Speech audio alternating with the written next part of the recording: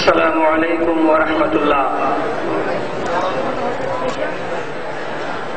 إن الحمد لله نحمده ونستعينه ونستغفره ونعوذ بالله من شرور أنفسنا ومن سيئات أعمالنا. من يهده الله فلا مضل له ومن يضلله فلا هادي له. وأشهد أن لا إله إلا الله وحده لا شريك له وأشهد أن محمدا عبده ورسوله. أما بعد فأعوذ بالله من الشيطان الرجيم. بسم الله الرحمن الرحيم.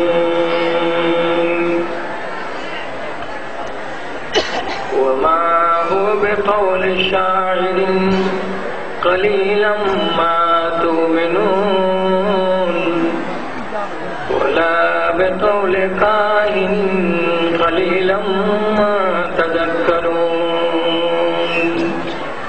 تنزيل من رب العالمين.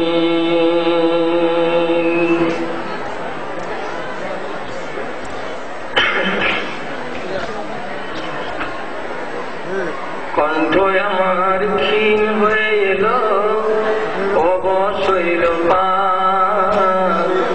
শত হাত দিলেও অচেতন জাতি কেউ চেতন হইল না রে, কেউ চেতন হইল না।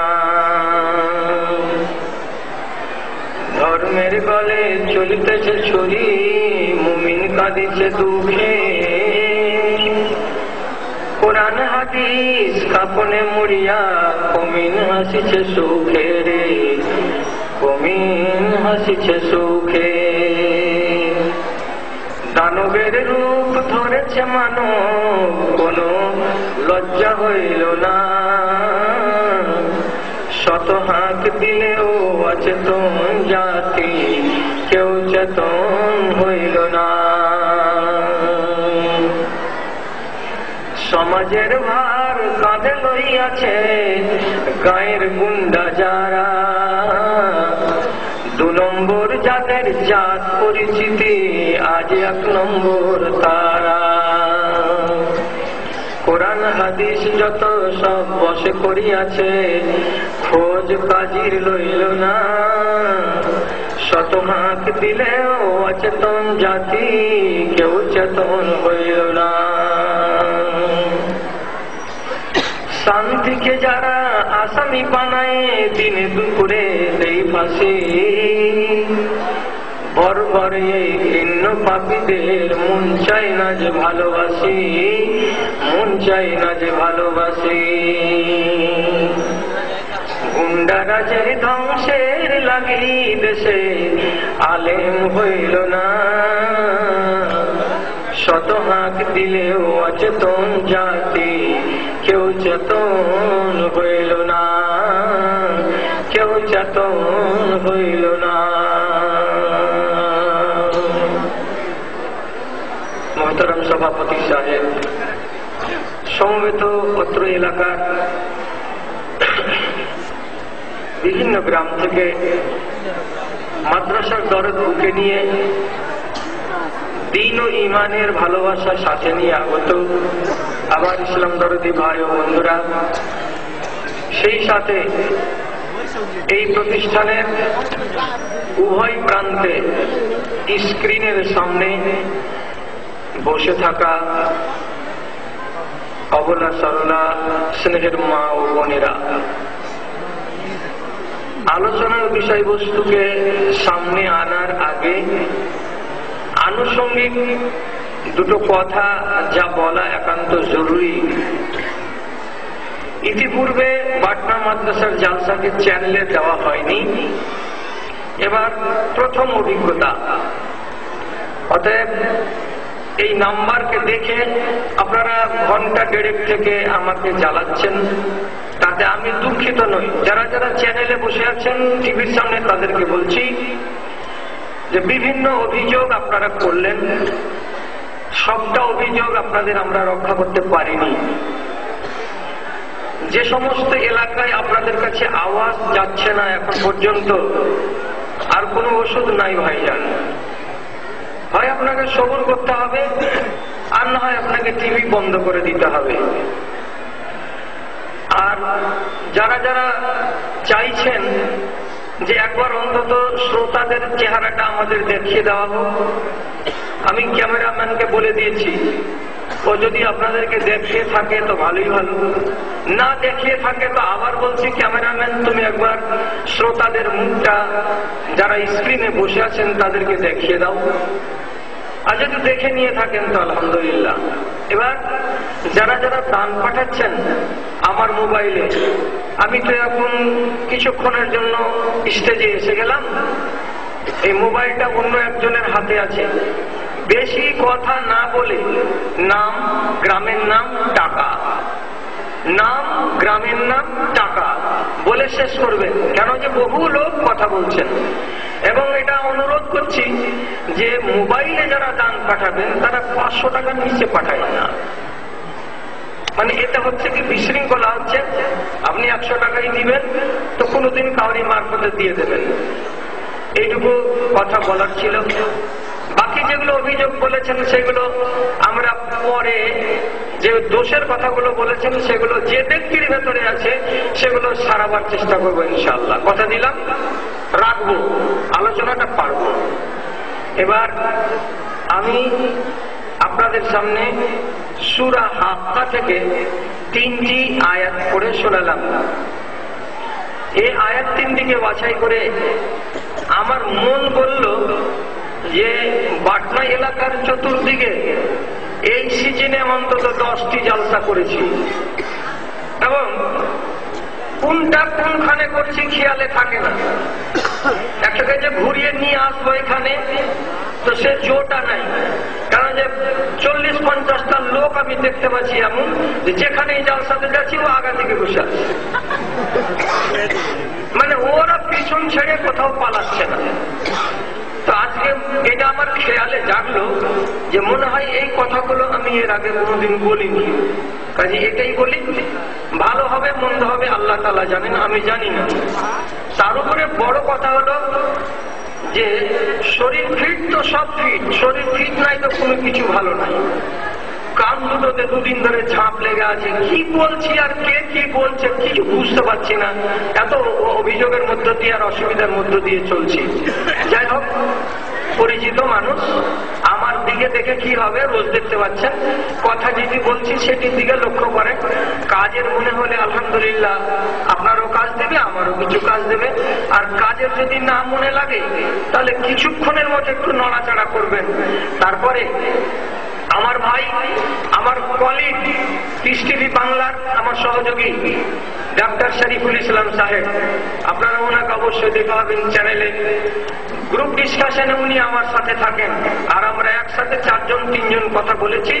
সে ভাই আপনাদের সামনে আসবেন ইনশাআল্লাহ।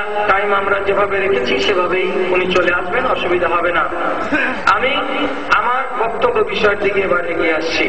কথা হলো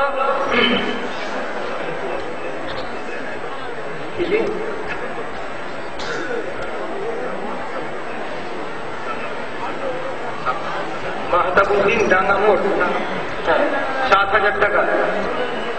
আচ্ছা, শরীর খারাপ? হ্যাঁ, আচ্ছা।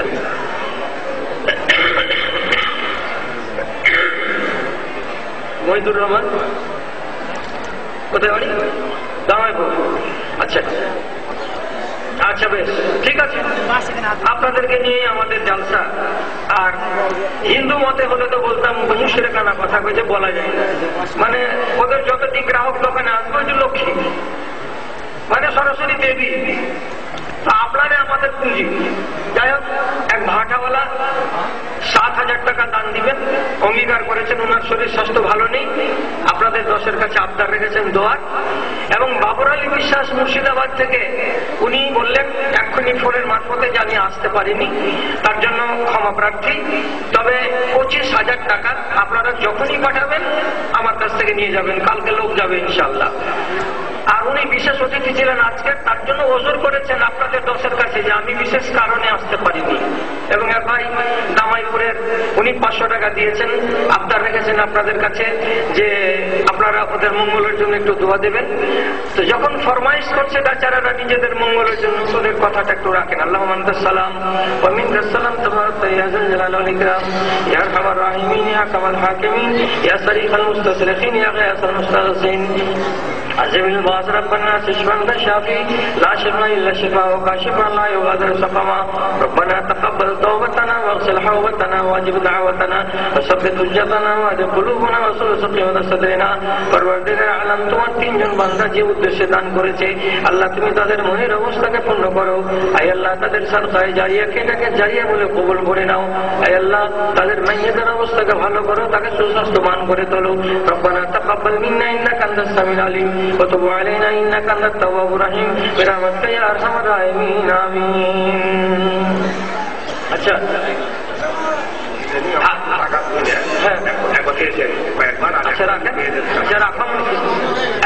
ভাই মাদ্রাসার পর্দাটা বন্ধ হয়ে গেছে। ভাইরা কি খেত নাই নিয়েছেন আল্লাহ পাক আল্লাহ। এই টিভিওয়ালা, এই যে পশ্চিম দিকের পর্দাটা বন্ধ হয়ে গেছে, একটু দেখো দেখো কে আছে, দেখো টিভিওয়ালা কে আছে দেখো। বিসমিল্লাহ। হ্যাঁ, খেয়াল করুন। কেউ নেই, কেউ নেই। আরে টিভিওয়ালা কোথায় আছো? ও টিভিওয়ালা ভাই কোথায় আছো? তাড়াতাড়ি এখানে তোমার কাজে এসো। পশ্চিম দিকের স্ক্রিন বন্ধ হয়ে গেছে মেয়ে ছেলেদের।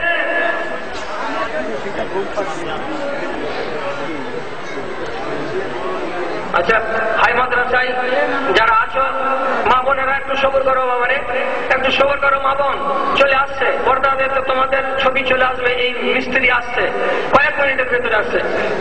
আচ্ছা আচ্ছা, ঠিক আছে। হ্যাঁ, বলছিলাম মহান আল্লাহ রাব্বুল আলামিন আমাদেরকে একখানি আসমানি কিতাব দান করেছেন, তার নাম কোরআন মাজিদ। এই কোরআন মাজিদের নামটা উনি নিজেই কোরআন মাজিদে লিখে পাঠিয়েছেন, কাউরি রাখা নাম নয়। এবার এই কোরআন মাজিদ সম্পর্কে আরবের মুশরিকরা নানান রকমের কথা বলেছিল। কেউ বলেছিল এটা কবির কথা, কবিরা চটকদারি কথা বলতে পারে, কবিরা রকমারি কথা ভাবতে পারে। কাজে এই কথাগুলো যে এত চমকদার, এটা এই নবী মুহাম্মদ সাল্লাল্লাহু আলাইহি সাল্লাম একজন কবি, উনার কবিতার মতোই এগুলো পড়লে মনে হবে। কেন মনে হবে? যে বিশেষভাবে আপনারা যারা ছোটকালে কবিতা পড়েছেন তারা দেখবেন যে কবিতার শেষখানে মিলে যায়, ছন্দের মিল থাকে, এটাকে আমরা কবিতা বলি। যদি ছন্দ ছাড়াও কবিতা হয়, যেমন আমি একটু বলছি, দেখেন তো মিলছে কি মিলে না। এসেছে শরৎ, হিমের পরশ লেগেছে হাওয়ার পরে, সকাল বেলায় ঘাসের আগায় শিশিরের রেখা ধরে, শেষখানে মিলছে। আমলকি বন কাঁপে যেন তার বুক করে দুরু দুরু, পেয়েছে খবর পাতা খসানোর সময় হয়েছে শুরু। এই ছন্দাকারে কথাকে কবিতা বলে, এটা মনে খুব বসে। কোরআন মাজিদকে যদি ঠিক সুর দিয়ে আপনি পড়েন তো শেষখানা লাগবে ওই রকম একটু করে, যেন মিলছে। তখন লোকেরা যারা একটু কম জ্ঞানের তারা মনে মনে বলবে যেটা কবিতা। আপনি মিলান, এবার আপনাকে মিলিয়ে দেখাচ্ছি। কম জ্ঞানের মানুষ কবিতা বলবে না কেন? শেষখানের টানটা দেখেন। আলহামদুলিল্লাহ রাব্বিল আলামিন আর রহমানির রহিম মালিক ইয়াউমিদ্দিন মিলবে। তো নানান রকমের কথা যখন বলল, আল্লাহ রাব্বুল আলামিন তাদের কথাগুলোকে একবারে ছিটিয়ে দূরে ফেলে দিতে চরম ভাবে প্রত্যাখ্যান করার উদ্দেশ্যে বললেন এই কথা কয়টা, ওমা হুয়া বিকাউলি শাইরিন কালিলাম মা তুমিনুন। এগুলো কোনো কবির কথা নয়, তাই কবির কথা মনে করে কিছু কিছু ঈমান আনবে আর কিছু কিছুকে ছেড়ে দেবে এমনটা নয়। আবার কি কিছু কিছু লোক আছে কাহিনী কথক, কাহিনী বানায়, এমন কাহিনী বানাবে যে সেই কাহিনীগুলো যদি আপনি শুনেন তো পেশাবের যদি সময় আসে তো তবু আপনি উঠবেন না, এত চটকদারি এবং চমকদার কাহিনী এক একজন শোনাতে পারে। আরবি ভাষাতে একটি চটকদারি নাটক আছে, তার নাম হলো আলফ লাইলা, 1000 রাত। কি বললাম তার নাম? 1000 রাত। এর পেছনে কাহিনী কি আছে? এমন এক রাজা যে কোনো মেয়ে ছেলেকে বিয়ে করলে এক রাত তার কাছে কাটিয়ে নেওয়ার পরে তাকে আর জিন্দা রাখবে না, জবে করবে। তো কোন এক মন্ত্রীর মেয়ের সাথে বিয়ে হলো, তো লোক বলছে দিস না, মেয়েটাকে জবে করে দেবে। মেয়ে বলছে না, আমি বিয়ে করবো, দেখি না কেমন করে জবে করে। তো সোহাগ রাতে গেল, তো বলছে শুনেন আপনার সব কথা আমি শুনবো, কিন্তু আমার একটা কথা শুনতে হবে। দিয়ে 5 মিনিটের একটা গল্প বললো। তো গল্পটা বলে এমন জায়গাতে গিয়ে থামলো এই বেটি ছেলে। বাদশা বলছে যে গল্পটা শেষ করো। তো বলছে না আজকে নয়, আগামী রাত্রে শুরু করবো। তো যারা রেকর্ড ভেঙে যাবে, তোকে কতল করা যাবে না সকালে, তো করো তো করে দাও। যে না, গল্প শেষ না হলে কতল হবে না। তারপরে রাত্রিতে আবার এলো ঘরে, বাদশা পাশে বসিয়ে নিয়ে বললো গল্পটা শেষ করে দাও। তারপরে আবার শুরু করলো গল্পটা বলতে বলতে বলতে বলতে ওর সময় শেষ। এমন জায়গাতে গিয়ে গল্পকে শেষ করলো যে বাদশার ভেতরটা খালি আকুলি বিকুলি করে যে তারপরে কি হলো। বলছে না আজকে হবে না, কালকা হবে। এমনি করে করে গল্পের ছাপের পরে ফুকাই ছাপের পরে করতে করতে 1000 রাত 1000টা গল্প বললো। তুই আর মরবি? আর মরার কথা ভুলে গেল। তো যারা কাহিনী বলে, কথক যারা হয়, গল্পদার যারা হয়, তারা এরকম কথা বানাতে পারে। কিছু লোক বললো এগুলো কথা আসল কথা না, এগুলো হচ্ছে কাহিনীকারদের কথা। আর এই লোকটা খ্যাপা পাগল কোথায় পড়ে পেয়েছে ওগুলোই বলে বলে শোনাচ্ছে। তখন আল্লাহ রাব্বুল আলামিন নবীজিকে বললেন এদের মুখে এমনই কথা পড়ে শুনিয়ে দেন যাতে করে ছাই পড়ে যায়। কি বললেন দ্বিতীয় আয়াতে?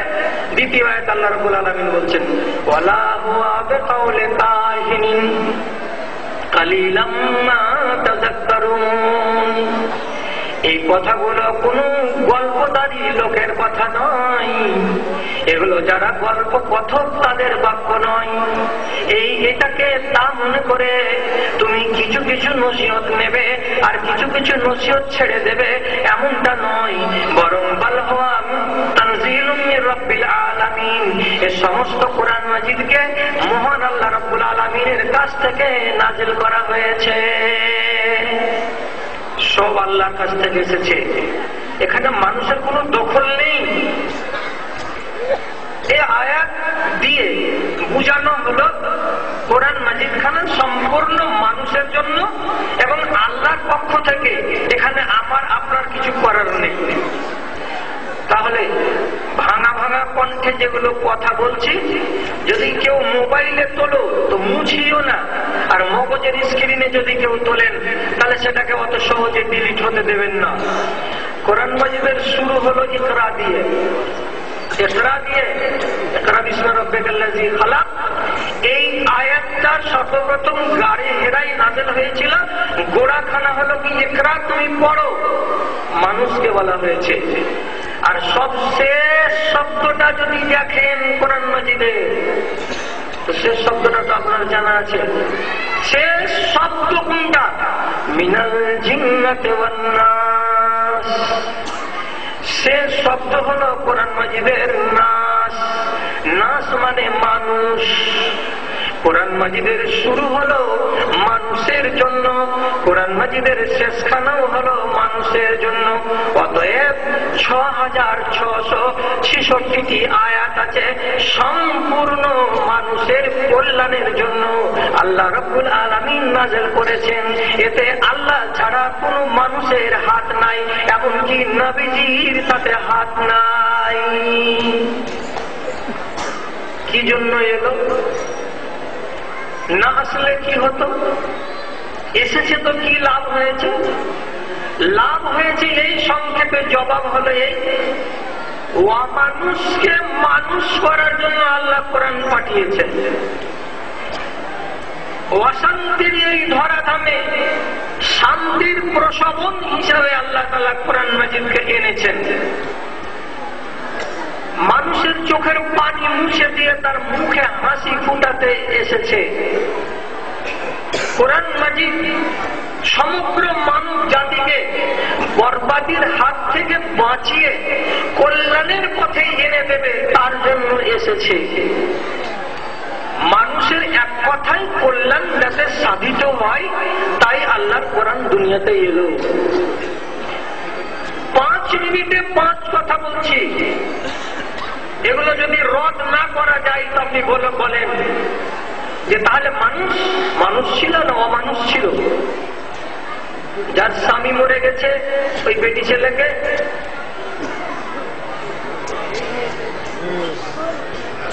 ভান্ডারি বন্ধ হয়ে যাবে। যদি কাউরি খাওয়ার ইচ্ছা থাকে তাহলে এক্ষুনি যান, ভান্ডারি বন্ধ হয়ে যাবে। যদি কাউরি ইচ্ছা থাকে তো চলে যান। আর আমাকে জ্বালাইন না, আর কেউ বলে দিচ্ছি কোনো কথা হাগা মুটা ছুটা কিচ্ছু বলবেন না। আমি 1.5 ঘন্টা কথা বলবো আর 8 ঘন্টা ভাইদের কাছে হাত পাতাবো, বাস। এর মাঝখানে কেউ কোনো কথা বলবেন না। কোন নারীর যদি স্বামী মরে গেছে 5 মিনিটে 5টা কথা। কোন নারীর যদি স্বামী মরে গেছে তো তার সাজা দিয়েছে যে মাঠে ওকে 1 বছর ফেলে রেখেছে, পানি ব্যবহার করতে দেয়নি, এমনকি পেশাব পায়খানার পরে। মেয়েটা হাসবে না কাঁদবে? উত্তর কি হবে? কাঁদবে। যে বেটি ছেলের মাসিক হয়েছে তো তাকে তার স্বামী বিছানায় জায়গা দেয়নি, লাশ তুলে বিছানা থেকে জুদা করেছে। তো তাহলে যে মেয়েটা না হতে গেলে তোর মুখে হাসি ফুটবে না, তোর জীবনের চাপকাটা জ্যাম হয়ে যাবে। আর সেই মেয়ে ছেলেটার মাসিক হয়েছে তার জন্য লাভ মেরে হাঁটিয়ে দিবে। এই মেয়ে ছেলেটা দুঃখী হবে না হবে না? চিন্তা করুন। একটা বেটা ছেলে বাড়ি থেকে বেরিয়ে যাচ্ছে রুজির সন্ধানে, বাড়িওয়ালি গলা ধরে কাঁদছে। কি বলে? কোনো গ্যারেন্টি নেই বিকেলে তুমি ফিরবে কি ফিরবে না। এমন জল্লাদ দেশ, মেরে কচু কাটা করে কেটে দেবে তীর ধনুকটা কাটার জন্য। এই তো দেশ। একটা সামালিকে বেটি ছেলে বাড়ি থেকে বেরিয়ে এখান থেকে পানের দোকান বাগান যেতে পারবে না। কিসের জন্য? আমি বাইরে যাবো তো কেউ যদি ধরে দিনের বেলায় লুটে নেই, তো বিচার নেই, সালিশ নেই, কিছু নেই। কি চলছিল তাহলে? ছোট্ট বাংলা, জোরজার মুলুকদার। কি বলে? জোরজার মুলুকদার। এটাই ছিল তখন আইন। তাহলে আপনি নিজেরা বলুন যে সেই যুগের লোকেরা সুখে ছিল না দুঃখে ছিল?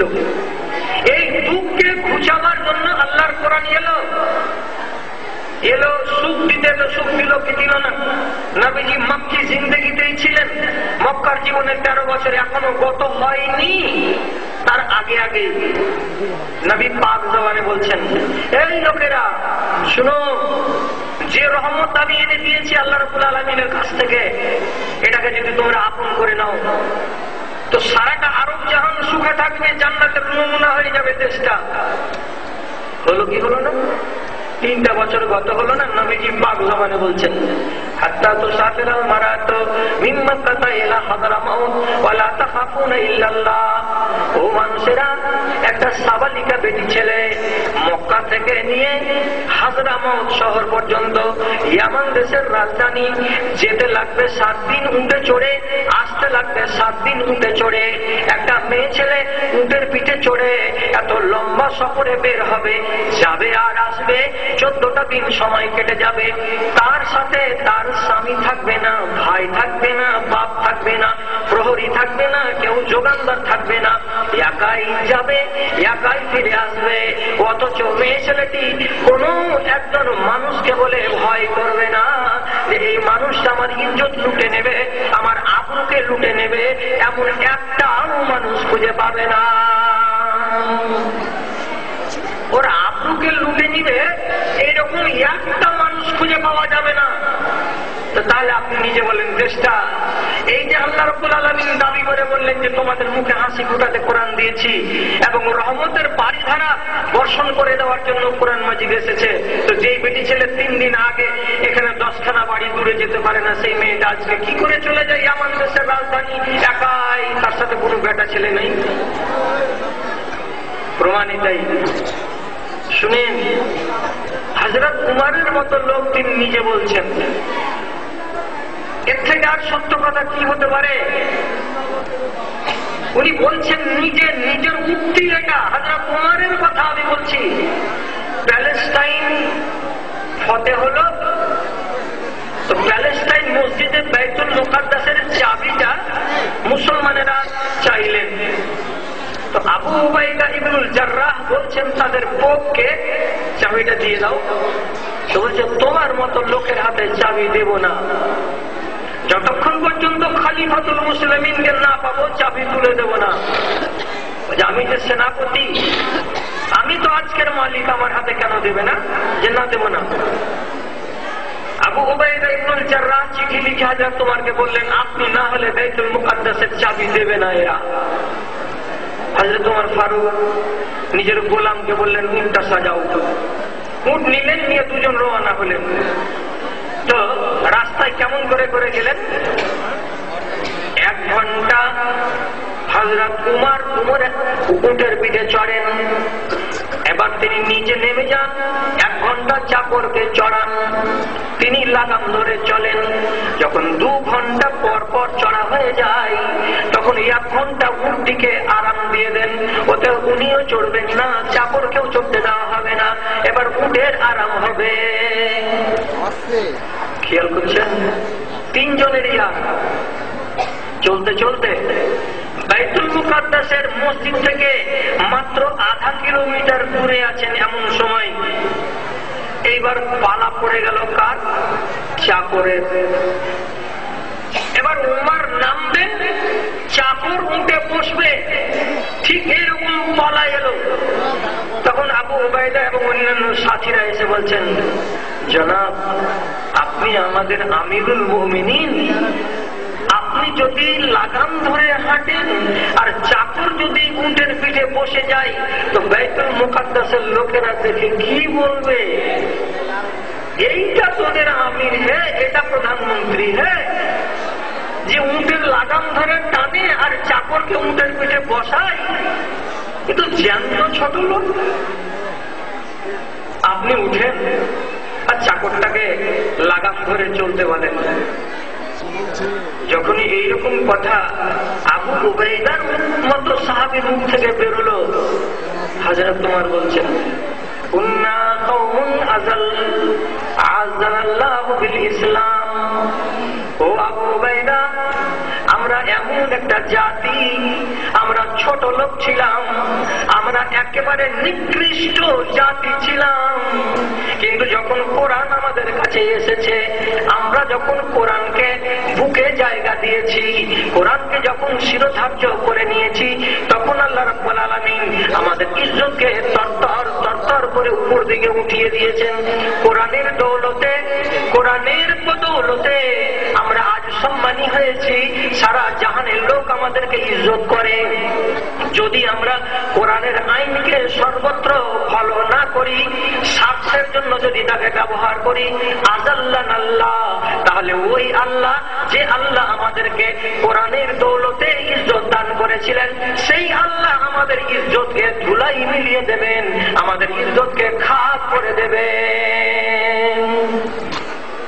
চাকর হলো তার জন্য তার পালাতে আমি চড়ে নিব আর জোর করে ওকে আমি লাগাম ধরাবো না।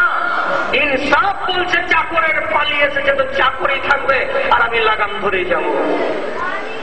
শুনলেন না কথা? সেই হযরত ওমর তিনি স্বীকার করছেন যে আমরা ছোট জাতি ছিলাম, আল্লাহ আমাদেরকে আল্লাহ তাআলা ইজ্জত দিয়েছেন কিসের দৌলতে?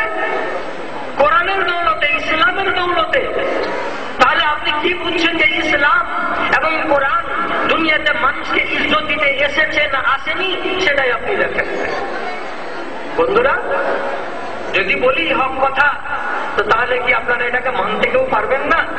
সারা দুনিয়াতে যদি কোনো একটি দেশ থাকে যে যারা কোরআনের আইনকে মেনে চলে আর বাকি 196টি রাষ্ট্রের ভেতরে 195টি রাষ্ট্র আল্লাহর কোরআনকে তারা সম্পূর্ণ মেনে চলে না, তো তাহলে সেই দেশটি হচ্ছে সৌদি আরব।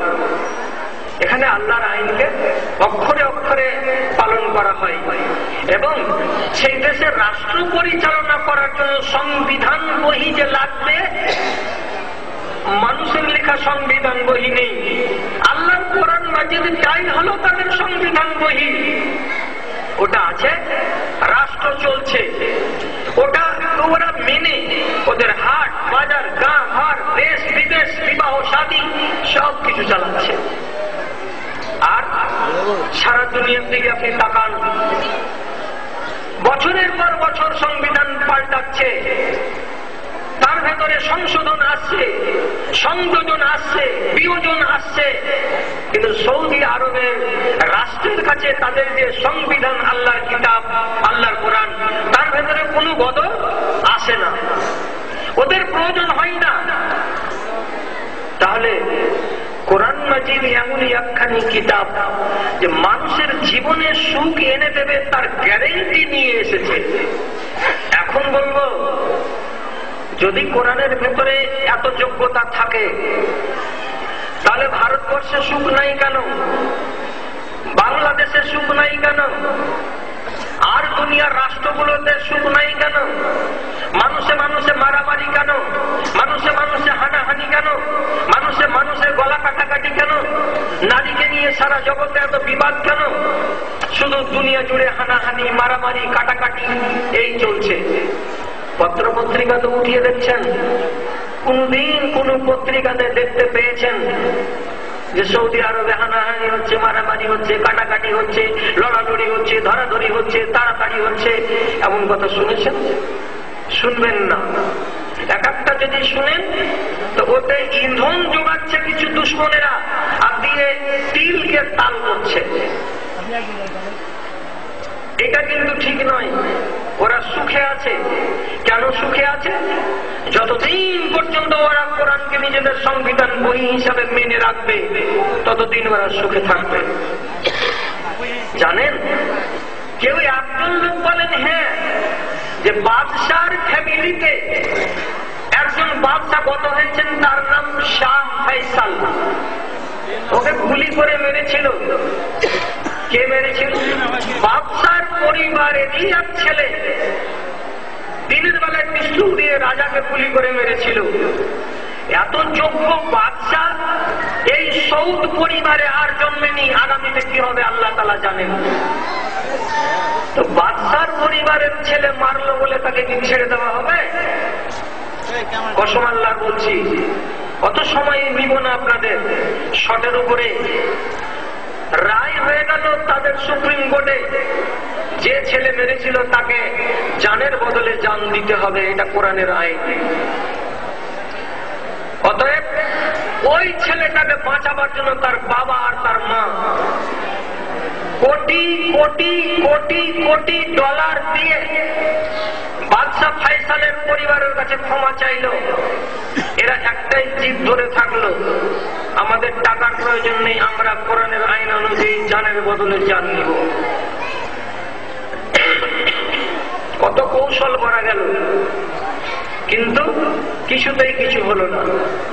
শেষ পর্যন্ত যখন তাকে নিয়ে যাওয়া হলো কতল গাহে, সেই জায়গাতে গিয়ে কাজী সাহেব যখন তিনি নিজের রায়টাকে শোনাবেন জনসমক্ষে, তখন তিনি কোরআন মাজিদের একটি আয়াত পড়লেন, فَإِنْ عُفِيَ لَهُ مِنْ أَخِيهِ فَاتِّبَاعٌ بِمَعْرُوفٍ أَوْ أَدَاءٌ إِلَيْهِ بِإِحْسَانٍ।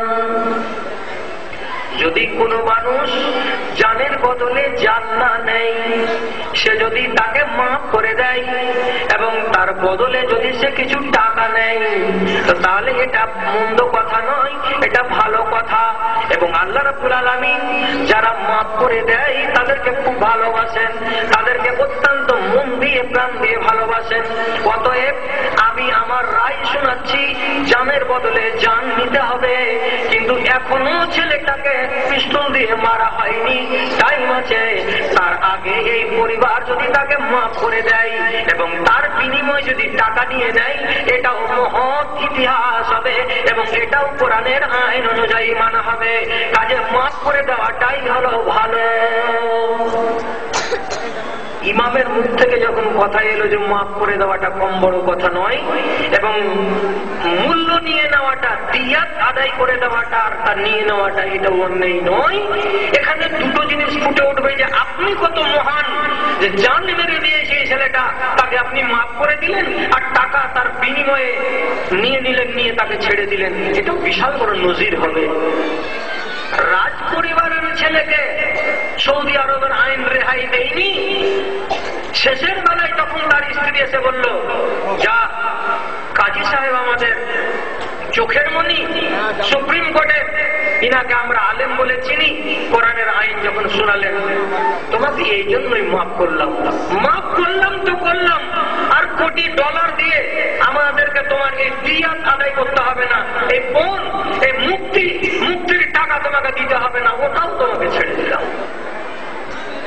ওখানে কোরআনের আইন চলে, কোরআনের আইনকে ওরা মেনে চলে, এই জন্য ওরা সুখী। যদি এর একটা নজির আপনাকে দিই, তাহলে আর একটা কথা শুধু বলবো, তাই যারা টাটকা হাজি হজ করেছেন তারা একটু আমাকে সমর্থন দিয়েন, আর কালকে চায়ের দোকানে বসে শুধু বলিয়েন যে বদরুল ভাইয়া যে কথাটা বলছিল ঠিক বলছিল। কি বলছি আমি?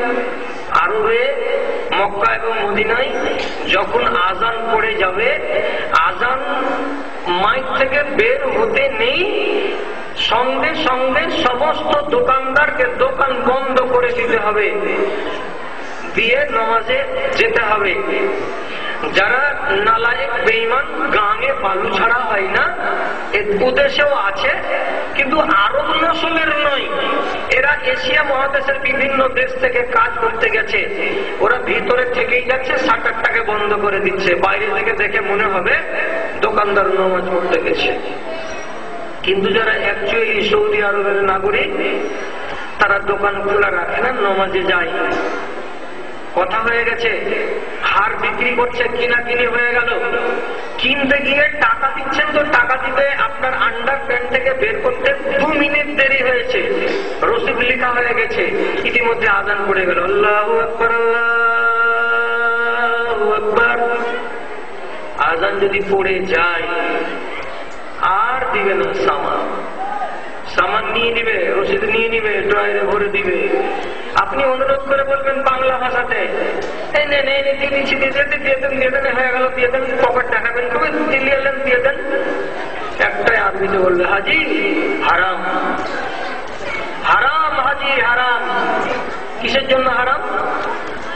আল্লাহ রাব্বুল আলামিন কোরআনে বলছেন, ওয়াইযা নুদিয়া লিস-সালাতি মিন ইয়াউমিল জুমআতি ফাসআউ ইলা যিকরিল্লাহি ওয়া যারুল বাইআ। ও মানুষেরা, তোমাদেরকে যখন নামাজের জন্য আল্লাহ রাব্বুল আলামিন ডেকে দেবেন, হাইয়া আলাস সালাহ যখন আওয়াজ পড়ে যাবে, তখন তোমরা নামাজের দিকে দৌড়ে যাও। ওয়া যারুল বাইআ, ব্যবসাকে ছেড়ে দাও, ব্যবসাকে চালু রেখে আল্লাহর নামাজকে পয়মাল করা যাবে না। অতএব সে দেশের লোকেরা আজ অবধি আল্লাহর আইনকে মেনে চলে, আজান পড়ে যেতে গেলে দোকান খোলা রাখবে না। কোটি কোটি কোটি কোটি টাকার সোনার দোকান দোকান খোলা থেকে গেল, লাইটটা নিভিয়ে দিল, একটা বড় চাদর এই কাঁটাতে লাগিয়ে দিল, আর একটা ওই কাঁটাতে লাগিয়ে দিল, কেবল চাদরখানা ঝুলিয়ে দিল, দোকান খোলা থেকে গেল, নামাজ পড়তে তারা চলে গেল। কসম আল্লাহর, কোটি কোটি কোটি কোটি টাকা মূল্যে যে এতগুলো সোনা সেখানে ঝুলতে আছে, একটাও সোনার দানা সেখান থেকে হারাবে না, কেউ নেওয়ার লোক নাই, কেউ চুরি করার লোক নাই। আপনি বলবেন দোকানগুলোকে কে যোগায়, কে যোগায়? ওরা যে দোকানকে ফেলে দিয়ে চলে গেল। আল্লাহ রাব্বুল আলামিনের দাবি হলো এটাই, ওরে মানুষেরা, ইনতানসুরুল্লাহ ইয়ানসুরকুম, তোমরা যদি আমার দ্বীনকে কায়েম করতে গিয়ে আমার মদদ করে দাও, আমি তোমাদের মদদ করব। তোমাদের দোকানকে কে যোগায়? তোমরা কাবার প্রাঙ্গণে গিয়ে আমার দ্বীনকে যোগানদারি করছো, আমি আল্লাহ তোমাদের দোকানে বসে বসে আমার ফেরেশতাদেরকে দিয়ে যোগানদারি করাই। হারাই না? তাহলে কোরআন মাজিদ এসেছে আসলেই সুখ দিতে, সে দেশের লোক সুখী। আর যেটা কাজের কথা আজকে বলবো সেটা হলো এই, কোরআন শুধু আপনাকে পড়ে পড়ে সুয়াব কামাতে হবে এই জন্য আসেনি। অনেক মাওলানা আছেন, ভুল ধরলে এখন ধরিয়েন না, সকালে ধরিয়েন।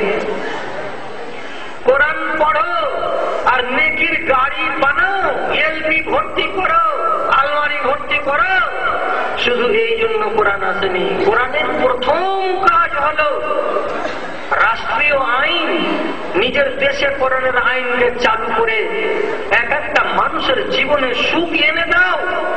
এ দেশ থেকে অশান্তিকে তাড়াও, ফিতনাকে তাড়াও, ব্যভিচারকে তাড়াও, চুরিকে তাড়াও, অশান্তিকে তাড়াও, জান্নাতের নমুনা বানাও দেশটাকে। এমন রাষ্ট্রীয় আইন এটা, কোরআন মাজিদ থেকে মেনে চলতে গেলে দেশে এগুলো থাকবে না। কিন্তু আমরা কি করেছি? শুধু একটা দিককে ধরে আছি। কোনটা দিক? কোরআন পড়ো তো সওয়াব হবে, কোরআন পড়ো তো নেকি হবে। এই জন্য যত যত লোক দুনিয়াতে আছে কোরআন যারা যারা পড়তে জানে, রমজান মাসে 3 বার করে খতম লাগায়, অথচ জীবনে একটাও মানুষ এমন পাওয়া গেল না যে কোরআন বারে বারে দেখে দেখে পড়লাম, সওয়াব তো হলো। একবার কোরআন মাজিদ খানাকে গোড়া থেকে নিয়ে শেষ পর্যন্ত তরজমাগুলোকে পড়ে দেখি তো, আলিফ লাম মিম যালিকাল কিতাবু লা রাইবা ফি, এখান থেকে শুরু করে শেষ পর্যন্ত কোরআন আল্লাহ আমাকে কি বলতে চাই, কোরআন কি আমার কাছে চাই, কোরআন আমাকে কি দিতে চাই, এগুলো বাংলায় যদি একবার পড়া যায় তাহলে একটা মানুষ নিজের বাড়িতে বসে বসে আলেম হয়ে যাবে। কিন্তু নিজের 40 বছরের জীবনে এখানে এমন লোক নেই যে 80 বার কোরআন খতম করেছে। আপনি কি মনে করেন নেই? এখানে 100টা লোক বেরোবে যে জীবনে কোরআন মাজিদকে 100 বার খতম করেছে। রমজানে দুবার করে করতে গেলে 50 বছরে 100 বার খতম করার লোক আছে। সে লোকটাকে প্রশ্ন করি, জীবনে একবার কোরআন মাজিদের তরজমা পড়েছেন শুরু থেকে শেষ পর্যন্ত? পড়েননি। কেন পড়েননি? কোরআনকে কাজে লাগাবেন না। কি করবেন? শুধু শুনেছেন কোরআন পড়লে নেকি হয়, কোরআন পড়লে সওয়াব হয়, কোরআন পড়লে জান্নাতে যাওয়া যায়। ওরে ভাই আমার, কোরআন পড়ে তুমি জান্নাতে যাবে, আর তোমার পড়োশি যদি চোর হয়ে বাঁচে তো তাকে কোরআন কে পড়াবে? চুরিটা যে বন্ধ করতে হবে তাকে এসে জ্ঞানটা কে দেবে? তুমি জান্নাতে যাবে, তোমার গ্রামের বেটি ছেলেরা এদিকে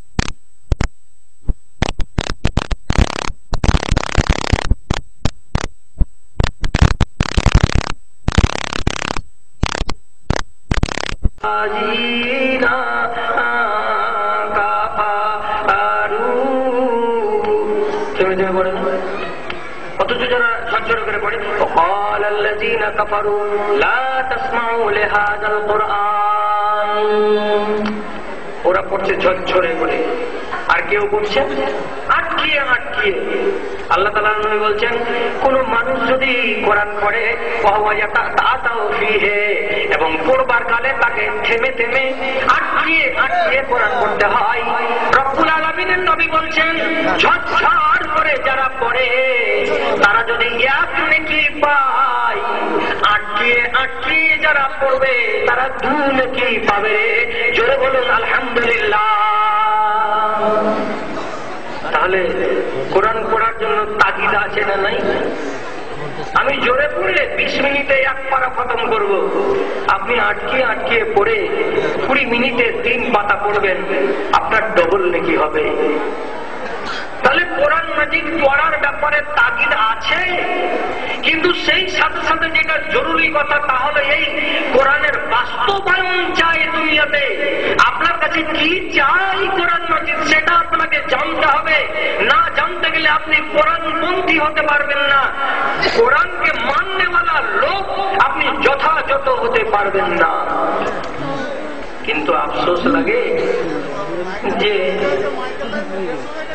আমাদের দেশের লোকেরা সওয়াবের উদ্দেশ্যে কোরআনকে পড়তে গেল,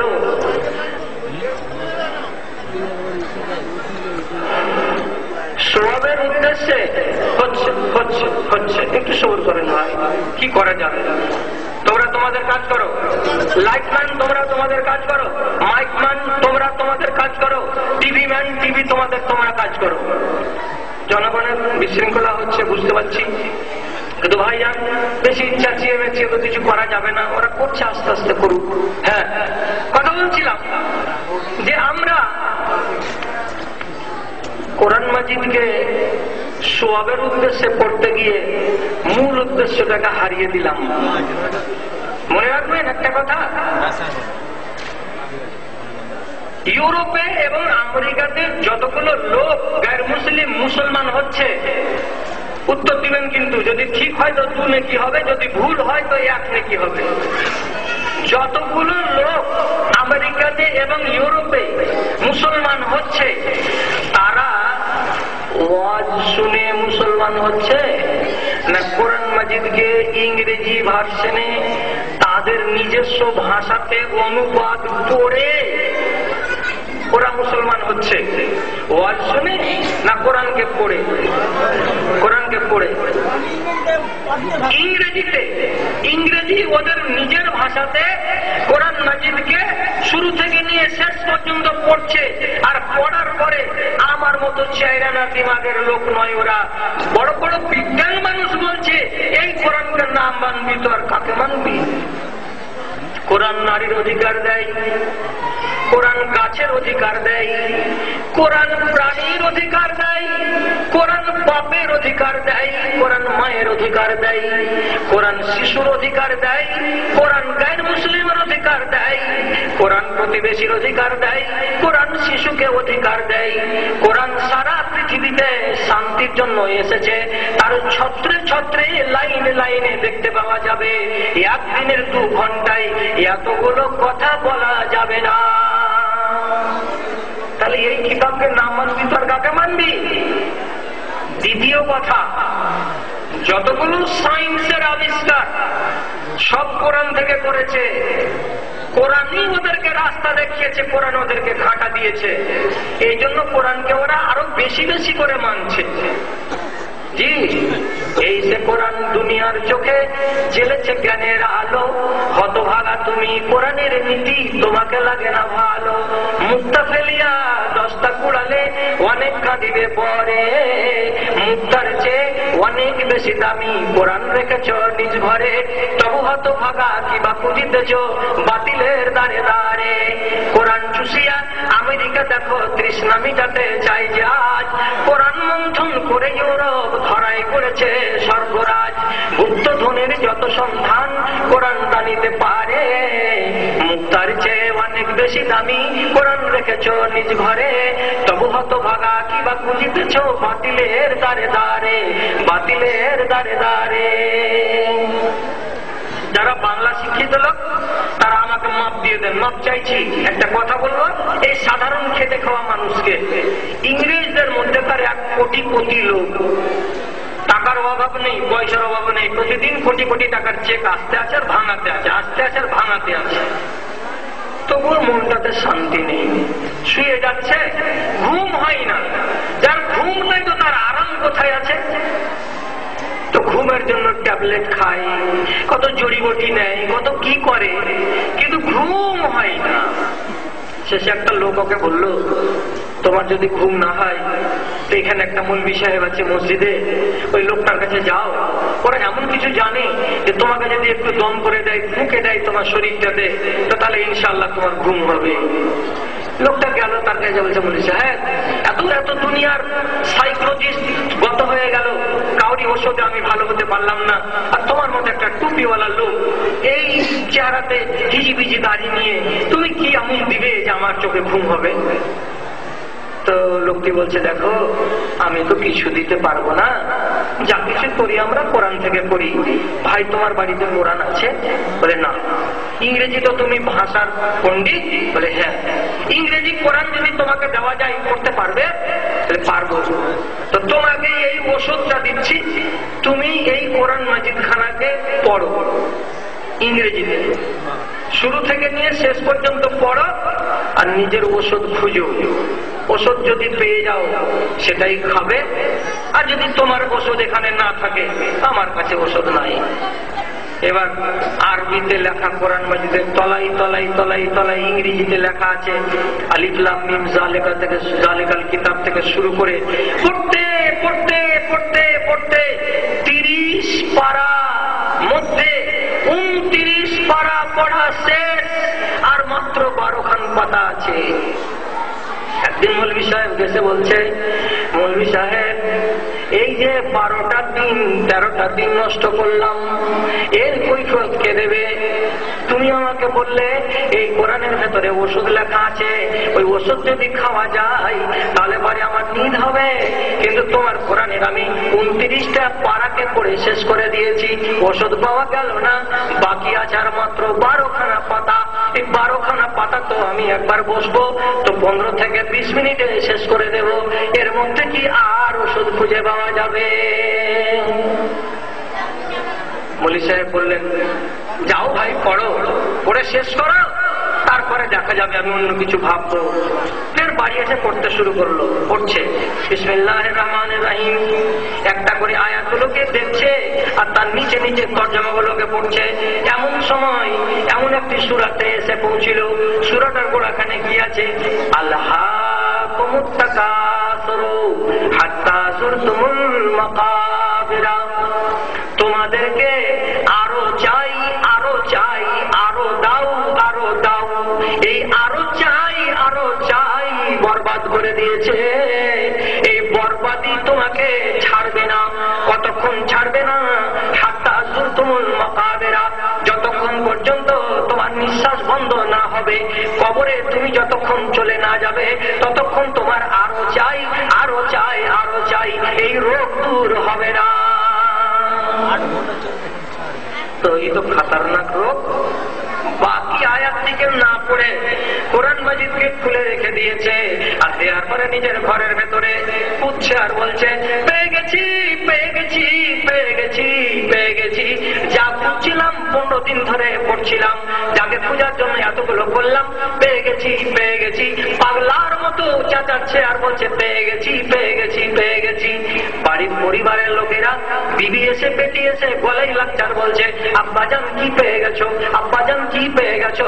তো জবাব দিয়ে বলছে, যা রে যা, তোরা এখন যা, আমি যে জিনিস পেয়েছি সে জিনিস আমাকে ভোগ করতে দে, পরে আমি তোদেরকে জানাবো। এই বলে তাদেরকে তাড়িয়ে দিয়ে নিজে নিজে তওবা করছে ঘরের ভেতরে। আর মাল চাই না, আর টাকা চাই না, আর ধন চাই না, আর ড্রাগ চাই না। এইগুলো জিনিস আমি যে লক্ষ লক্ষ কোটি কোটি ডলার আলমারিতে জমা করলাম, আমি তোমার বাপকে মরতে দেখেছি, মরার কালে সাদা কাপড়ে তাকে লেপটিয়ে দিয়ে আমরা শ্মশানে রেখে দিয়ে এসেছি, কবরে ভরে দিয়ে এসেছি, একটাও টাকা নিয়ে যাইনি। আমিও তো ড্রাফট নিয়ে যাব না, আমিও তো চেক নিয়ে যাব না, আমিও তো টাকা নিয়ে যাব না। তাহলে আরো চাই, আরো চাই, কি জন্য করে বেড়াচ্ছি পাগলের মতো? মরণ পর্যন্ত এই রোগ আমাকে লেগে থাকবে। না না না, আমি ওই চক্করে আর করতে যাব না। যখন এমন সংকল্প করলো যে এই জিনিস আমাকে এই কথা বলে, কোরআনের দিকে মাইল হলো আর নিজের জীবনে সুখ ফিরিয়ে পেল, আরামের নিদ্রা পেল। একটা মানুষের যদি মনে অশান্তি থাকে, মনে যদি অশান্তি থাকে, কসম আল্লাহর বলছি, মানসিক দুশ্চিন্তাকে যদি দূর করার ইচ্ছা জাগে, তাহলে একটা বাংলা কোরআন মাজিদ কিনতে হবে, যাতে আরবিও থাকবে। আর 5টা সূরার নাম বলে দিচ্ছি। রাতের বেলায় বিবি যখন শুয়ে যাবে, ছেলে যখন শুয়ে যাবে, সারা বাড়ির লোক যখন ঘুমিয়ে যাবে, তখন নিজের ঘরের ভেতরে ছোট একটা বাল্ব জ্বালিয়ে দিয়ে কিংবা বাতি জ্বালিয়ে দিয়ে টেবিলের কাছে বসে যদি মানসিক দুশ্চিন্তা থাকে, তাহলে এই সূরা কটা পড়তে হবে। যদি প্রতিদিন পারা যায় তো 5টাই সূরা পড়তে হবে। যদি প্রতিদিন না পারা যায় তো অন্তত 1টা 2টা করে রোজ রোজ পড়তে হবে সূরা। নির্জনে বাংলায় তর্জমা করতে হবে। বলছি কেন, কি আছে ওতে? নবীজি নিজে বলছেন, 5খানা সূরা যারা পড়বে সেই মানুষটা আখিরাতমুখী হয়ে যাবে। 5খানা সূরাকে যারা পড়বে তারা জীবনে পরের মালে হাত দিতে যাবে না। 5খানা সূরা যারা পড়বে তারা কবরকে চোখের সামনে চলচল করে দেখতে পাবে। 5খানা সূরাকে যারা পড়বে হাসরের ময়দানকে চোখের সামনে দেখতে পাবে। 5খানা সূরাকে যারা পড়বে তারা চোখের সামনে জান্নাত জাহান্নামকে দেখতে পাবে। যদি একটা মানুষ হাসরের দৃশ্যকে চোখের সামনে দেখতে পায়, যদি একটা মানুষ কবরের দৃশ্যকে চোখের সামনে দেখতে পায়, তাহলে সেই মানুষটা আর দুনিয়াতে অশান্ত থাকবে না, আল্লাহ মুখী হয়ে যাবে, আল্লাহ মুখী হয়ে যাবে। আর আল্লাহ মুখী যদি কেউ হয়ে যায় তো রব্বুল আলামিন বলছেন, আলা বিযিকরিল্লাহি তাতমাইনুল কুলুব।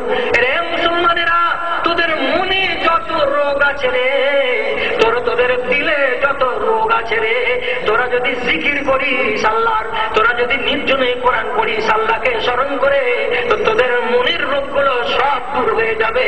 তোর চেহারায় আলোর জ্যোতি দেখতে পাওয়া যাবে। কোরআন ঝুটা কথা বলে না। আলহামদুলিল্লাহ সূরার পরে সূরাটা হচ্ছে বাকারা, ওর গোড়াতেই প্রথম আয়াতে লেখা আছে, আলিফ লাম মিম যালিকাল কিতাবু লা রাইবা ফীহি। সন্দেহ নেই, মানসিক দুশ্চিন্তা যাকে আছে সেই লোকটার ওষুধ হলো কি? নবীজি বলছেন, আমাকে 5টা সূরাতে বুড়া করে দিল রে, এই 5টা সূরাতে আমার শরীরকে বাঁকিয়ে দিল রে, এই 5টা সূরাতে আমাকে চিন্তিত করে দিল রে। কি কি 5টা সূরা? সূরা হুদ, সূরা ওয়াকিয়া, সূরা হাদীদ এবং সূরা নাবা। আরেকটা সূরা কি? আরেকটা সূরা কি? আশিক সাহেব নাই, আরেকটা ভুলে গেলাম। 5টি সূরা যদি অন্তত এখনকার মতো এই দুটোকেই মনে রাখেন, সূরা হুদকে যদি কেউ পড়ে, সূরা হাদীদকে কেউ যদি পড়ে, সূরা ওয়াকিয়াকে কেউ যদি পড়ে, কসম আল্লাহর, সেই লোকটা আখিরাতমুখী হয়ে যাবে। নবীজি নিজে বলছেন, এই সূরাগুলোকে বারবার পড়ার কারণে আমার দাড়ি পেকে গেল, আমার চুল পেকে গেল, আমার বয়স হয়ে গেল। কেন হয়? মানুষকে চিন্তা বেশি হতে গেলে চুল পেকে যায়, একে হাইপার টেনশন বলা হয়। মানুষের কাছে যখনই বেশি চিন্তা হবে, চুল পেকে যাবে, দাড়ি পেকে যাবে, আমার এটা চিন্তা কিসের? বেটিকে বলে চিন্তা নয়, বেটাকে বলে চিন্তা নয়, নিজের বাল বাচ্চাকে বলে চিন্তা নয়, আমার চিন্তাটা কিসের? কবরকে নিয়ে আমার চিন্তা, হাসরকে নিয়ে আমার চিন্তা, কিয়ামতকে নিয়ে আমার চিন্তা, কি হবে আমার আর কি হবে আমার উম্মতির। এই ভাবনাগুলো ভাবতে ভাবতে ভাবতে ভাবতে নবীজি বলছেন আমার চুল দাড়ি সব পেকে গেল। তাহলে কোরআন মাজিদের ভেতরে একটা মানুষের মানসিক অশান্তিকে দূর করার ওষুধ আছে যদি মানো। তাহলে কিন্তু এই খ্যাপা পাগলারা কোরআনকে মানতে যে কি করলো? শুধু আলিফ লাম মিম জালিকাল কিতাবকে 4 খতম দাও, ঘুষের গাড়ির 1 গাড়ি নেকি কামাও, এটাই করে রেখে দিল। বাড়তে বাড়তে কোথায় গেল? দাদি যেদিন মরতে বসে সেদিন পতিনকে বলা হয় শিওরে বসে যা এবং সূরা ইয়াসিন থেকে তিলাওয়াত কর। সূরা ইয়াসিনকে যদি তিলাওয়াত করবি তো তাহলে তোর দাদির জান আস্তে আস্তে কবজ হবে। এটা কে শিখালো, কখন শিখালো, কার কাছ থেকে যে পেলাম? কসম আল্লাহর, এইটাকে মানতে গিয়ে এত জোর দিলাম আমরা এই মুসলমানেরা। প্রত্যেকটা বাড়িতে যখন মানুষ মরতে যায় তখন তার শিওরে বসে বসে অবশ্যই অবশ্যই দুটা একটা মানুষ সূরা ইয়াসিনকে তেলাওয়াত করে। কেন তেলাওয়াত করে? যাতে আমার বাবার জানটা আস্তে আস্তে কবজ হয়। আসলে রাগঝাল করতে হবে না, সত্যকে সত্য বলে মেনে নিতে হবে। কি এইরকম করে কোরআন মাজিদের সূরা ইয়াসিন মরা মানুষের বা আসন্ন মরণ আসন্ন মানুষের শিওরে বসে বসে পড়তে হবে, এটা সঠিক নির্দেশ নবীজির নয়। তাহলে কি করব? কি করতে হবে বসে বসে? মাইয়াতের যদি সময় চলে আসে, এখন দেখে মনে হচ্ছে মরে যাবে মরে যাবে, নবীজি সহিহ হাদিসে বলছেন লাকিনু মাউতাকুম বিলা ইলাহা ইল্লাল্লাহ। ওই মরা মানুষটা আসন্ন, এখনই মরবে 10, 15, 20 মিনিটের মাথায়, তার কাছে বসে তার কানের কাছে গিয়ে আস্তে আস্তে করে বলতে হবে লা ইলাহা ইল্লাল্লাহ। 3-4 জন একসাথে নয়, মেজো বেটাও বলবে, বড় বেটিও বলবে, বাড়িওয়ালিও বলবে লা ইলাহা ইল্লাল্লাহ, ও বলবে লা ইলাহা ইল্লাল্লাহ। আর একজন তখন বলবে চাচাজি কহো একবার লা ইলাহা ইল্লাল্লাহ। এটা বলতে হবে না, কেউ বলতে পারবে না বলো লা ইলাহা ইল্লাল্লাহ, এটা বলতে হবে না। শুধু একজন মানুষ আস্তে আস্তে মৃদু কণ্ঠে ওই লোকটার কানের কাছে গিয়ে বলবে লা ইলাহা ইল্লাল্লাহ। এই আওয়াজটা সে যেন শুনতে পায় এবং শোনার পরে সে যেন জিভটাকে হিলিয়ে হিলিয়ে 2 একবার বলতে পারে। আর এই বলতে বলতে সে যদি মরে যায় তো তাহলে দুনিয়া ছাড়ার আগে তার শেষ বাক্য কোনটি হলো? লা ইলাহা ইল্লাল্লাহ হলো। তাহলে তার শেষটা ভালো হলো, অবশ্যই আশা করা যাবে এই লোকটা মরার পরে জান্নাতে যাবে। তো কোথায় নিয়ে গেলাম কোরআন মাজিদকে? যে কাজে লাগানো লাগবে না সে কাজেই গেলাম, যে কাজে লাগাতে হবে সে কাজটাকে ছেড়ে বসলাম। তো বেশি কথা আপনাদেরকে না বুঝিয়ে, যেহেতু আমরা বেশিরভাগ লোক চাষাবাদ করে খেটে খাওয়া, তো আপনাদেরকে শুধু এই অনুরোধটা করব, জীবনে একবার কোরআন মাজিদকে বাংলাতে শেষ করেন। আর এটা কথা মানেন, ওলামায়ে দ্বীন অনেক বসে আছেন, আল্লাহ না করে যে আমার মুখ দিয়ে ভুল কথা বেরিয়ে যায়। হযরত উমর যখন শাসন ক্ষমতা হাতে পেলেন তো যতগুলো গভর্নর ছিলেন সমস্ত গভর্নরকে চিঠি লিখলেন, লেখা করে বললেন আল্লিমু নিসাকুম সূরাতান নিসা। ও লোকেরা, যতগুলো রাজ্যপাল আছো সমস্ত রাজ্যপালকে বলছি, তুমি তোমার নিজের এলাকায় যত বেটি ছেলে আছে সমস্ত বেটি ছেলেগুলোকে তাদের স্বামীরা যেন সূরা নিসা পড়িয়ে দেয়। তাদের স্বামীগুলো, তাদের ছেলেগুলো, তাদের পরিবারের লোকগুলো, ওরা যেন মেয়ে ছেলেগুলোকে সূরা নিসা পড়িয়ে দেয়। আপনি বলবেন সূরা নিসা তো সবাই পড়তে জানে, আরে পড়িয়ে দেয় মানে কি?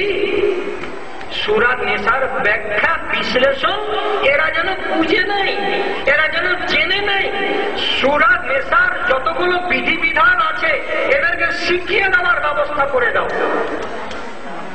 প্রশ্ন করবেন, গোটা কোরআন মাজিদ থেকে গেল আর সূরা নেসাটাকে পড়তে বললেন আর বুঝাতে বললেন কেন? তো ফকিরে কি চাই?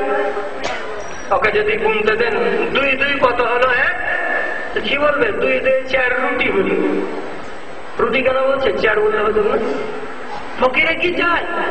ফকিরের নিশা যেদিকে সেদিকের কথাটা বেরিয়ে আসবে। আপনি একটা মেয়ে ছেলের কাছ থেকে কি চান? পাহাড় ভেঙে নেবেন, গরুর নান্দে পানি দিয়ে নিবেন, 4টা বলদের সানি কেটে নিবেন, মাঠে জনের জন্য নাস্তা দিয়ে পাঠাবেন? এগুলো ওর দায়িত্বে পড়ে না, কাজে ওর এগুলো দায়িত্ব নয়, করবে না। মেয়েটার কাছ থেকে আমি যা চাই সেটা পেতে গেলে লাখ লাখ শুকরিয়া। কি চাই আমি মেয়েটার কাছ থেকে? একটা মেয়ে ছেলে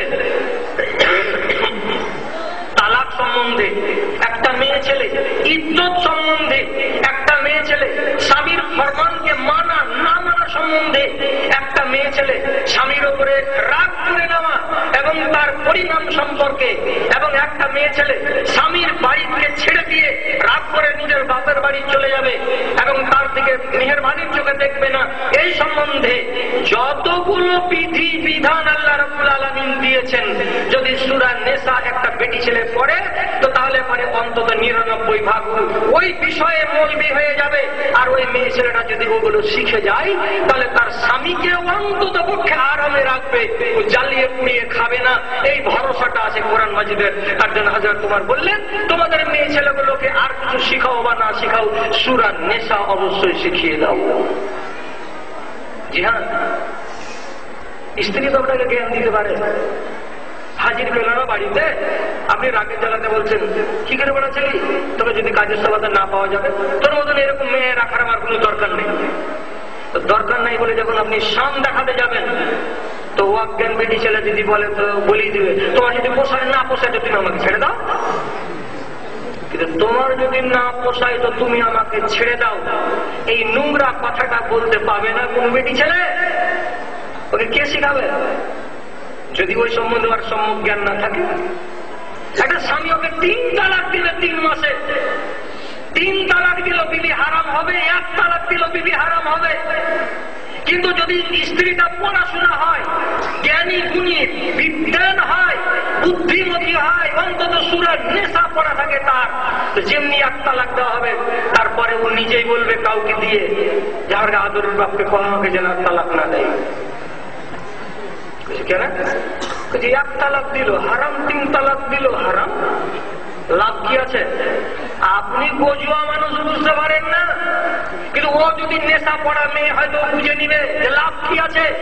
1 তালাক দিয়ে দিলেন বিবি হারাম, 3 মাস ইদ্যত কাটাবার পরে ওর বাপের বাড়ি চলে যাবে। বিয়ে করবে না এখনো 6 মাস, কিন্তু আপনার আস্তে আস্তে কিন্তু ওই গরমের পাড়াটা নিচে নামবে। 2টা 3টে ছেলে পিলা যখন কাঁদবে রাত 12টাতে, ভাই বাপু মার কাছে যাবো, আইডিয়াটাও একদিন হঠাৎ করে করবে, সবুর করে থাকতে থাকতে কাঁদবে, তুই কেন কাঁদছিস ছেলে, তুই যে বড় চাকরা রে। তখন ও মার কাছে যাবো, মার কাছে যাবো, ছোটটা বললে মার কাছে যাবো। এই বাপ দিশেহারা হয়ে যাবে। ততদিনে ওর ফ্যান অনেকটা পড়েছে, তখন ছেলেরাকে চুপে বের করবে, চুপে যাবে বেটা, তোরা তো মার কাছে যাবি। আমারও মন করেছে যে তোর মার কাছে যাবো, কিন্তু যাইতে কি পাচ্ছি রে বেটা। যেতে পারবা? হ্যাঁ বলছি, যেতে পারবা।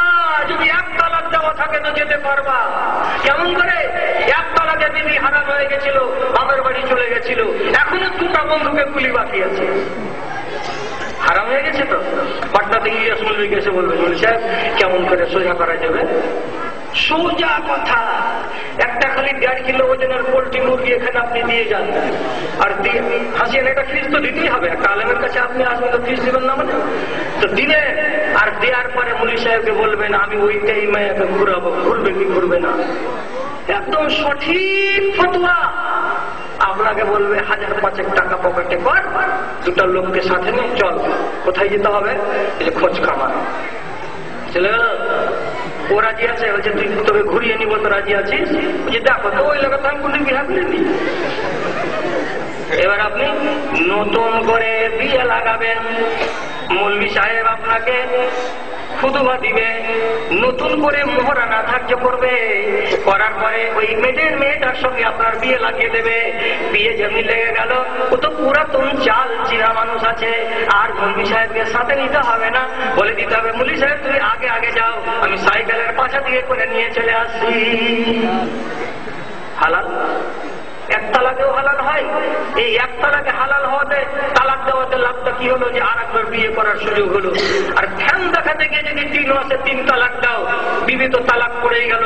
6 মাস বাদ যদি তোমার বিষ উঠে, বলেছে কোন হালে হবে না, হবে না। মৌলভী বলবে হবে না তো হবেই না, ওই বেটি ছেলেকে ফেরত করা আর যাবে না। কেন যাবে না? এই জন্য যাবে না, এটাকে তালাকে মুগাল্লাদা বলা হয়। তুমি 3টায় কুলি খরচ করে দিয়েছো, ওই বেটি ছেলেকে আর আনা যাবে না। ওই মেয়ে ছেলেটাকে যদি আনতে হয়, তাহলে ওই মেয়ে ছেলেটা স্বেচ্ছায় দুনিয়ায় অন্য কোন বেটা ছেলের সঙ্গে বিয়ে হবে। তারপরে ও যদি খুশি মনে তাকে তালাক দিয়ে দেয়, তালাক পাওয়ার পরে 3 মাস কত হবে, তারপরে যখন ওটা ভ্যাকান্ট হবে, তখন তুমি তাকে বিয়ে করতে যাবে। তাছাড়া তোমার বিয়ে করা চলবে না। তখন তো তোমার মনের ভেতরে অরুচি চলে আসবে, কি বলে আর একজনের সাথে বিয়ে হলো, 6 মাস থাকলো, থেকে ফের ছেড়ে দিল, আর দিয়ে ফের এখন ওকে 3 মাস পরে বিয়ে করবো। বেয়াদবি মা। শতকরা 97.5টা লোক বলবে এই খাটা মোটা জিনিস কার করতে যায় না। তাহলে ক্ষতি না লাভ? 1 তালাক দিলে ক্ষতি না লাভ? আপনার বিবি আপনাকে জ্ঞান দেবে। এমনি হাজার তোমার বলেন যে আল্লেমু নিসাকুম সূরাতান নিসা, নেশা পড়াও। আর যদি কোরআন মাজিদকে আপনি যে কাজের জন্য আল্লাহ তাআলা পাঠালেন, সেই কাজে যদি ব্যবহার করতে নাই বা পারেন, তো শুধু তেলাওয়াতটিকে দেখে রেখে দিবেন না, আর কোন কাজ আছে? কিছু কিছু খাস খাস কাজগুলো আছে, যেটা আপনার সামনে আলোচনা করব, আর পরে আপনার কাছে জানতে চাইব যে জীবনে এই কাজগুলো কোনদিন করেছেন না করেননি, জানেন না জানেন না। যদি শুধু নেকি কামাবেন তো কামান নেকি। কি বলছি একটা কথা, নেকি যারা কামাতে চাইছে তারা স্মরণ করুন, সূরা হাশর বলে কোরআন মাজিদের একটি সূরা আছে। সেই সূরা হাশরের শেষখানে 3টি আয়াত আছে। মনে থাকবে সূরাটার নাম সূরা হাশর। যারা কোরআন পড়তে জানেন তারা কালকে বের করবেন। শেষখানে 3টি আয়াত আছে। নেকি কামানে ওয়ালাকে বলছি, বড় এটা কি করতে হবে? এই 3খানা আয়াতকে এশা নামাজ পড়ে শুবার কালে বালিশে মাথা দিয়ে শুয়ে শুয়ে পড়বে। কি কি আয়াত কটা? হুয়াল্লাহুল্লাযী, কি আছে? হুয়াল্লাহুল্লাযী লা ইলাহা ইল্লা হুয়া আলিমুল গায়বি ওয়াশ শাহাদাতি হুয়ার রাহমানুর রহিম। একটা হলো হুয়াল্লাহুল্লাযী লা ইলাহা ইল্লা হু আল মালিকুল কুদ্দুসুস সালামুল মুমিনুল মুহাইমিনুল আজিজুল জব্বারুল মুতাকাব্বির সুবহানাল্লাহি আম্মা ইউশরিকুন। হুয়াল্লাহুল খালিকুল বারিউল মুসাওবিরু লাহুল আসমাউল হুসনা ইউসাব্বিহু লাহু মা ফিস সামাওয়াতি ওয়া মা ফিল আরদ ওয়া হুয়াল আজিজুল হাকীম। 3টি আয়াত পড়ে যদি লোকটা শুয়ে যায় নেকি কামানেওয়ালা, তো কি হবে? এই 3খানা আয়াতকে বলে যদি শুয়ে যায়, তো রব্বুল আলামিন নয় বলছেন উকেলা লাহু ৭০,০০০ মালাক। রব্বুল আলামিন ৭০,০০০টা ফেরেশতাকে এই লোকটার জন্য নিযুক্ত করে দিয়ে বলেন, এ ৭০,০০০ ফেরেশতা, যতক্ষণ পর্যন্ত সকাল না হবে ততক্ষণ পর্যন্ত আমার এই মুমিন বান্দাটার জন্য তোরা সারা রাত দোয়া করতে থাক, তার মাগফিরাতের জন্য, তার ক্ষমার জন্য আমার কাছে তোরা দোয়া চালাতে থাক। কতটি ফেরেশতা? ৭০,০০০। একটা ফেরেশতা যদি আল্লাহ রাব্বুল আলামিনের কাছে খালি হাত তুলে দেয়, দিয়ে দোয়া করে, এ তো রদ হবেই না। কেন? এই জন্য হবে না যে ফেরেশতা এমনই মাখলুকের মাখলুক। আল্লাহর কোরআন বলছে ওয়ালা ইয়াকুনা আমারুল্লাহ, মহান আল্লাহ তাআলা যা তাদেরকে বলেছেন, জীবনে কোনদিন একটা ফেরেশতা আল্লাহর নাফরমানি করে না। ওই জন্য কোন একটা ফেরেশতা যদি মানুষের সম্পর্কে একটা দোয়া আল্লাহর কাছে করে দেয়, সঙ্গে সঙ্গে সেই দোয়াটা কবুল হয়ে যাবে। এমন সহিহ হাদিসে আছে, আপনি যদি কোন বিষয়ে আমিন আমিন বলে দোয়া করেন, আর ওই দোয়াতে যদি আল্লাহর ফেরেশতারাও আমিন আমিন বলে, তো নবীজি বলছেন ফামান ওয়াফাকা তামিনাহু তামিনাল মালায়েকা গুফিরা লাহু মা তাকাদ্দামা মিন যামবিহি।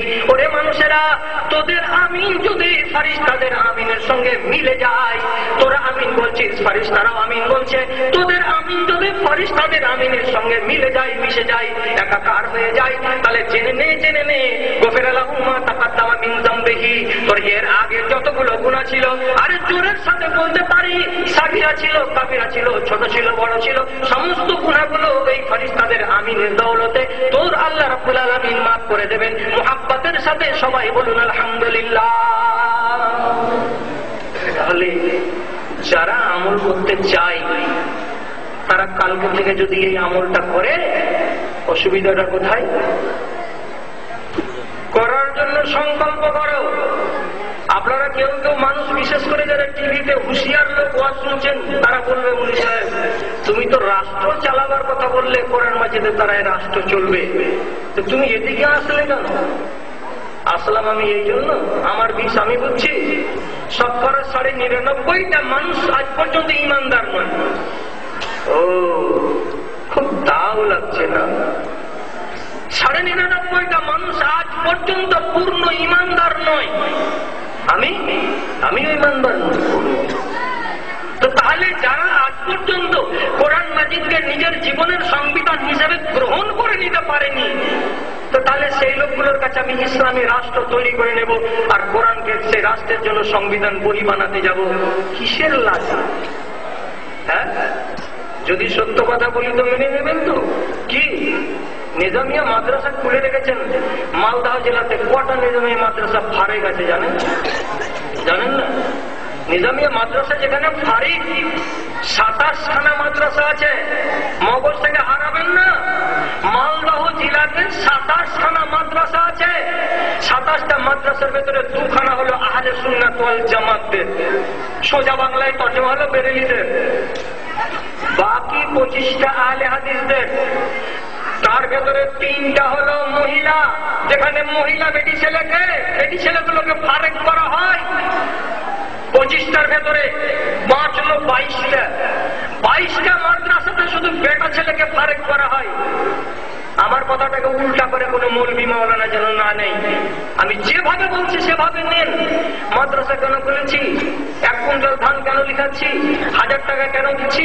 কিসের জন্য সারা বছর ধরে খাওয়াচ্ছি?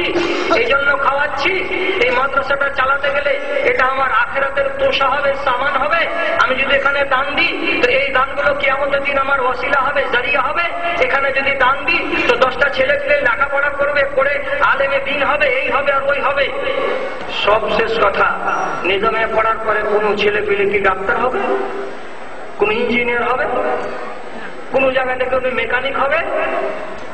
কেউ কি এরকম কিছু হবে? কিচ্ছু হবে না। নিজামিয়া ফারেক ছেলেরা একমাত্র দ্বীনের ঠিকাদারি করবে, ধর্মের ঠিকাদারিটা কাঁধে নিয়ে তারা চলবে। তাহলে যেখানে মাদ্রাসাকে আপনি লাখ লাখ টাকা দিয়ে দিচ্ছেন, অথচ আপনার গ্রামের ছেলে আছে 5টা আর সারা জাহানের ছেলে আছে 150টা 200টা, তো আপনার নিজের ইমানে তো পোকা লেগে আছে। কেমন পোকা লেগে আছে? এই মূল বিষয়গুলো যে জুমার মসজিদে দাঁড়িয়ে খুঁজবে দেয়, তো মানবেন? কটা লোক মানে আমাদের দেশে, যাকে আপনি আরমান করে খাইয়ে পড়িয়ে মাদ্রাসাতে মানুষ করালেন, আপনি প্রথম আসামি যে সেই লোকগুলোর কথা আপনারা শুনেন না। তো তাহলে দেশকে দিয়ে ভালো হবে? ওদের কথা যদি আমরা শুনতাম, ওদের কথা যদি মানতাম, তাহলে পরে অবশ্যই এই দেশটা নূরের দেশ হতো, আলোর দেশ হতো, ইমানের দেশ হতো, জান্নাতের নমুনা হতো। কিন্তু মৌলবি যে কার সে নিজের জায়গাতে আছে, আপনি যেই কার সে নিজের জায়গাতে আছেন, আর আমাদের যেটা গতি, আমাদের যেটা ধারা, সেটা আমরা নিজের ধারাতে বহাল আছি। বন্ধু, এই করলে কোনদিন ইসলামী রাষ্ট্র কায়েম হবে না? এই করলে কোরআনের আইন দেশে চালু হবে? যেভাবে সাহাবায়ে কেরামরা সে যুগে লাত মেরে দিয়েছিলেন অন্যান্য আইনকে, আর আল্লাহর কোরআনের আইনকে নিজের জীবনের সংবিধান করে নিতে পেরেছিলেন, সেইভাবে মানতে হবে, তাহলে না কোরআন এই দেশে চালু হবে? কতদিন হবে না। এই জন্য বলছি যে যারা কোরআন মেনে চলবে আর যারা কোরআনকে সওয়াব হিসাবে ব্যবহার করবে, তো সওয়াব হিসাবেই ব্যবহার করো। সূরা ওয়াকিয়া বলে একটা ওয়াকিয়া সূরা আছে কোরআন মাজিদে, জানা থাকা উচিত। ওই সূরাটা পড়তে গেলে মনের রোগ দূর হবে। জি, মনের রোগ দূর হবে সূরা ওয়াকিয়া পড়তে গেলে। সেই সূরাটার আমি ফজিলত বলছি। কালকে থেকে যদি কেউ ওয়াজিফা বানাতে পারেন, তাহলে প্রত্যেক দিন 2 পাতা করে যদি পড়েন, পড়ে 3 দিনে কোরআন মাজিদের সূরা ওয়াকিয়াকে শেষ করেন, একটা বিশাল বড় নেকির কাজ হবে। কি দেখুন, হযরত ইবনে মাসউদ রাদিয়াল্লাহু তাআলা আনহুর মরণের টাইম এলো। হযরত উসমান গনি রাদিয়াল্লাহু তাআলা আনহু আব্দুল্লাহ বিন মাসউদকে দেখতে এলেন। মরণ কাছে এসেছে এমন সময় তার শিওরে বসে বসে আল্লাহু আকবার, যে লোকটা জান্নাতি, সেই জান্নাতি লোকটার কাছে এসে হযরত উসমান বলছেন, প্রথম প্রশ্ন, আলা মাযা তাখাফ? ও আব্দুল্লাহ বিন মাসউদ, মরণের সময় হয়েছে, কি জিনিসকে দেখে তোমাকে ভয় লাগছে বলো তো? হযরত উসমান মনে মনে বলছেন, মরণকে দেখে ভয় লাগছে। এ কথাটা হয়তো বলবেন, কিন্তু আব্দুল্লাহ বিন মাসউদ বলছেন, আখাফু আলা যুনুবি, আমাকে যদি ভয় লাগে তো আমার নিজের গুনাহ খাতাকে বলে ভয় লাগে, এছাড়া কোনো জিনিসকে বলে আমাকে ভয় লাগে না। তিনি তাকে সান্ত্বনা দিলেন, দেওয়ার পরে বলছেন, আপনার মরণের সময় তো চলে এসেছে, এখন তো এই কয়েক মুহূর্ত পরে আপনি মরে যাবেন। অতএব মরার আগে আপনাকে একটা কথা বলতে চাই, আপনি বড্ড সেবা করেছেন দ্বীনের, আপনি বড্ড সেবা করেছেন কোরআনের, আপনি যত ব্যাখ্যা বিশ্লেষণ মানুষকে শিখিয়ে দিয়ে গেছেন, যত সুন্দর কিরাত মানুষকে শিখিয়ে দিয়ে গেছেন, এত বড় সেবা কোনো লোক করে দেয়নি। তার জন্য আমি খলিফাতুল মুসলিমিন আপনাকে কিছু বিনিময় দিতে চাই, কিছু টাকা দেব, 2000, 4000, 10,000, কিছু দিনার আপনাকে, কিছু দিরহাম আপনাকে দেব। এই টাকাটা যদি গ্রহণ করেন তো বড্ড ভালো হয়। লেন না টাকাটি। আব্দুল্লাহ বিন মাসউদ সাফ করে বলছেন, লা হাজাতা লি ফি, আমার ওই টাকাতে কোনো দরকার নাই, আমার ওই টাকা নিয়ে কোনো লাভ নাই, ওখানে আমার কোনো লোভ নেই, আমাকে টাকা দিতে হবে না, আমি কোনো টাকা নেব না। হযরত উসমান গনি বলছেন, আপনার যদি লাভ না হয়, মরণ কাছে এসেছে, আধা ঘন্টা পরে হয়তো মরে যাবেন, মরার পরে আপনার কয়েকটা বেটি আছে বাড়িতে, বেটিগুলো নিজের স্বার্থে ব্যবহার করে নেবে, তাদের জন্য কাজে আসবে, আপনি টাকাটাকে কবুল করেন এবং সেগুলো আপনার মেয়েদের জন্য করে দেন, তারা সেই দিরহাম থেকে উপকৃত হতে পারবে। ঠিকই কথা, আপনার কাজে না লাগবে যেহেতু মরণ পথের প্রতীক, তো মেয়েগুলোর তো কাজ দিবে, টাকাটা তো নিন আপনি। তো হযরতে আব্দুল্লাহ বিন মাসউদ বলছেন, আতাখাফু আলা বানাতি আল ফাকরা, আপনি মনে করছেন যে আমার মরে যাওয়ার পরে আমার বেটিগুলোকে ফকিরি ধরে নিবে, আমার বেটিরা খেতে পাবে না, না খেয়ে মরবে, আপনি এটা মনে করছেন নাকি? হযরত উসমান বড় বড় চোখ করে দেখছেন, আরে মরার পরে তুমি নেই, তাদের খাওয়াবার কোনো লোক নেই, তো সেই অবস্থাতে আমি তো ভাবতেই পারি যে মেয়েগুলো কি করে খাবে আর কি করে না খাবে, তো তুমি কি বলছো এটা কথা? হযরতে আব্দুল্লাহ বিন মাসউদ কি বলছেন, খবরদার, শুনেন শুনেন খলিফাতুল মুসলিমিন শুনেন, আমি মরে যাওয়ার পরে আমার বেটিগুলো না খেয়ে মরবে না। কেন মরবে না? ওকাদ আমার তো হুন্না বিতিলাওয়াতিল ওয়াকিআতি ইনদা কুল্লি লাইলাতিন।